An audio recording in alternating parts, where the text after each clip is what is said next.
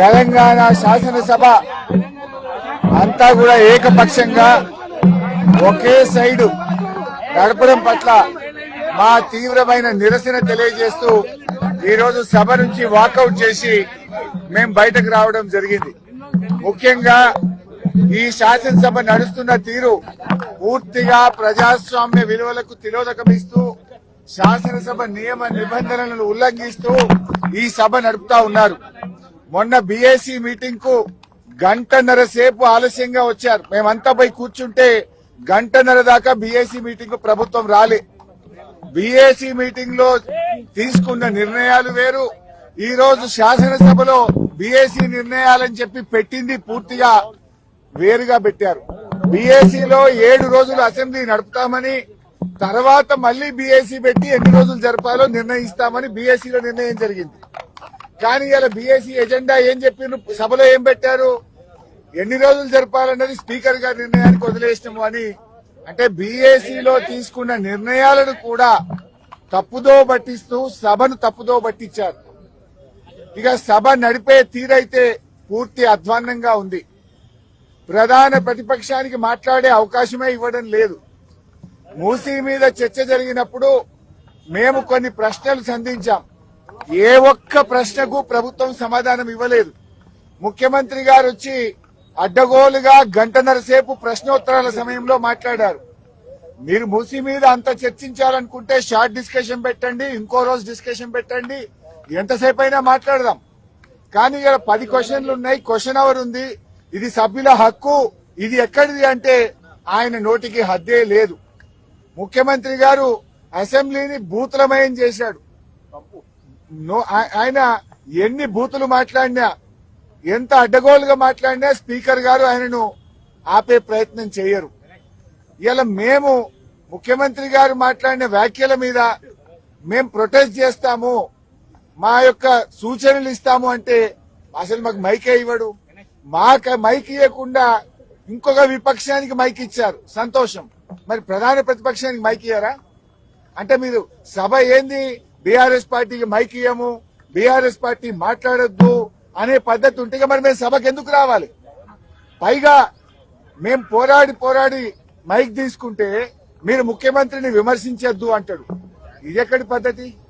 అంటే ఇలా రాహుల్ గాంధీ గారు పార్లమెంట్ లో ప్రధానమంత్రిని విమర్శిస్తలేరా? రాహుల్ గాంధీ గారు ప్రధానమంత్రి మీద మాట్లాడతలేరా? మరి మేము ముఖ్యమంత్రి మీద మాట్లాడకపోతే సభకు రావడం ఎందుకు? మేము ఏదైనా ప్రజా సమస్యలు, ప్రజల గురించి ప్రభుత్వాన్ని ప్రశ్నించడమే ప్రధాన ప్రతిపక్షం బాధ్యత. అసలు ముఖ్యమంత్రి గారు ఏం మాట్లాడింది? అలా మూసీ నది కంపు కంటే ముఖ్యమంత్రి గారి మాటల కంపు ఎక్కువైపోయి ఇలా మూసీ ప్రక్షాళన కంటే ముందు ముఖ్యమంత్రి గారి నోరు ప్రక్షాళన చేయాల్సిన అవసరం ఉంది.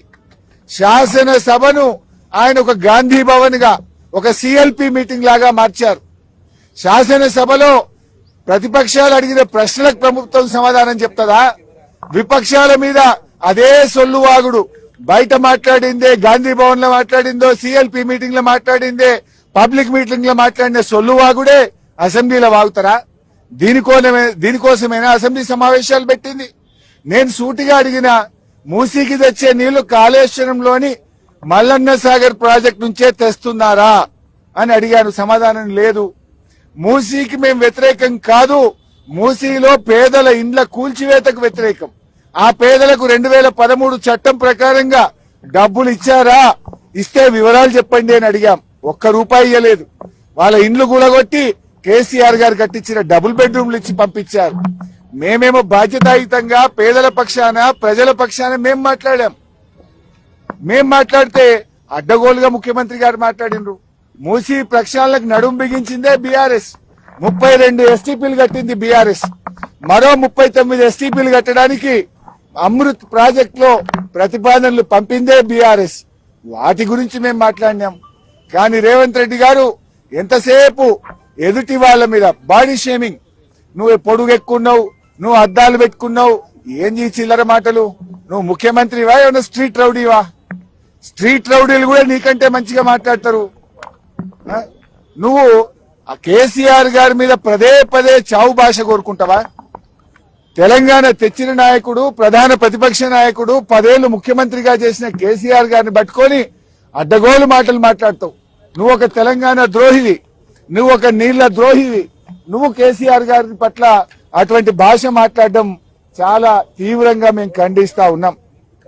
రాహుల్ గాంధీ గారు పొద్దున్న లేస్తే రాజ్యాంగం చేతిలో పట్టుకొని తిరుగుతాడు. ఇక్కడేమో అసెంబ్లీలో రాజ్యాంగం ఖూనీ అయితా ఉంది. ప్రధాన ప్రతిపక్షానికి మైకే ఇవ్వడం లేదు. అందువల్ల మేమందరం కూడా ఇక ఈ శాసనసభలో కూర్చున్న వేస్ట్, మైక్ ఇవ్వకుండా ముఖ్యమంత్రిని తిట్టద్దంటాడు. స్పీకర్ గారు ఆన్ రికార్డ్ అక్కడ కూర్చొని మీరు ముఖ్యమంత్రి గారి మీద విమర్శ చేయొద్దు అంటాడు. అనొచ్చా అట్లా స్పీకర్? ముఖ్యమంత్రి గారి మీద మీరు మాట్లాడితే మీ మైక్ కట్ చేస్తా అంటాడు. మరి మేము ఉండేందుకు అసెంబ్లీలా? స్పీకర్ గారి పక్షపాత వైఖరికి నిరసనగా ఈ శాసనసభ ఈ సెషన్ ను బీఆర్ఎస్ పార్టీ బహిష్కరించాలని నిర్ణయం తీసుకున్నది. స్పీకర్ గారు, మీరు సభలో అందరికీ సమాన హక్కులు కల్పించే బాధ్యత మీకు ఉంటది. మీరు మా దిక్కు చూడరు, మాకు మైక్ ఇయ్యరు. మేము ఒక అక్షరం మాట్లాడగానే మైక్ కట్ చేస్తారు. అంటే ముఖ్యమంత్రి గారు గంటన్నర మాట్లాడితే ఏముండదా? సభలో అందరికీ సమాన హక్కులు ఉంటాయి. ఆయన నోటికి అడ్డు అదుపు లేకుండా చిల్లర మాటలు వ్యంగ్యంగా అడ్డగోలుగా రేవంత్ రెడ్డి మాట్లాడితే నువ్వు ఆపే ప్రయత్నం చేయవు. అన్ని సత్యదూరమైన అబద్దాలు మాట్లాడితే దాన్ని నువ్వు మాట్లాడవు. ఇవాళ అవినీతి గురించి మాట్లాడుతుండు. అవినీతికి ఇవాళ రేవంత్ రెడ్డి గారు అడ్డాగా మార్చిండు. రాష్ట్రంలో ఎప్పుడు లేని ఇవాళ ఏ బిల్డింగ్ కు పర్మిషన్ రావాలన్నా, యూసీ ఇవ్వాలన్నా స్క్వేర్ ఫీట్ కు ఒక ఆర్ఆర్ ట్యాక్స్ పెట్టిండు. ఆర్ఆర్ ట్యాక్స్ పెట్టింది నువ్వు కాదా? హైదరాబాద్ లో ఏ బిల్డర్ని అడిగినా బిల్డరు చెప్తారు కదా, యూసీకి ఎంత తీసుకున్నావు, లేదా బిల్డింగ్ పర్మిషన్ కి ఎంత తీసుకున్నావు, ఫైనాన్స్ లో బిల్లులు రావాలంటే 30% కమిషన్, ల్యాండ్ కన్వర్షన్ కావాలంటే 30% కమిషన్. ఈయన ఇంకా పైగా అవినీతి గురించి మాట్లాడుతుండు. అసలు నీకు మాట్లాడే నైతికత ఉందా? ఈ రాష్ట్రాన్ని అవినీతిమయం చేసినావు. ఫైల్ కదలాలంటే ఒక రేట్, పని కావాలంటే ఒక రేట్, అన్నిటికీ అఫీషియల్ గా కరప్షన్ కు కూడా ధరలు నిర్ణయించిన నువ్వు మా గురించి మాట్లాడతావా? ఇవాళ ఈ ప్రభుత్వం యొక్క తీరును, శాసనసభ నడుస్తున్నటువంటి తీరు, స్పీకర్ గారి వ్యవహార శైలి ఇలా చాలా దారుణంగా ప్రజాస్వామ్య విలువలు పడిపోయే విధంగా ఉన్నాయి. మా గొంతు నొక్కుతా ఉన్నారు, మాకు మైకు ఇవ్వడం లేదు. సభలో ఏకపక్షంగా నడుస్తున్నటువంటి తీరుకు నిరసనగా, ఈ ప్రభుత్వానికి వైఖరికి, స్పీకర్ గారి వైఖరికి నిరసనగా ఈ శాసనసభ సమావేశాలను బీఆర్ఎస్ పార్టీ బాయ్కాట్ చేస్తుంది.